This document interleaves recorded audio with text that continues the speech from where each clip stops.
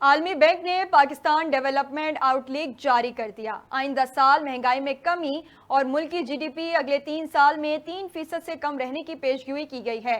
عالمی بینک نے آئندہ سال مہنگائی میں کمی کی پیشگوئی کرتے ہوئے رواں مالی سال مہنگائی کی شرح 26% رہنے کا امکان بھی ظاہر کیا۔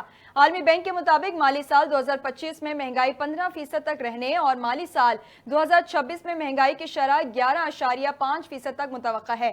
رواں مالی سال پاکستان کی شرح نمو 1.8%، جبکہ سال 2025 میں 2.3% اور سال 2026 میں 2.7% رہنے کا امکان ہے۔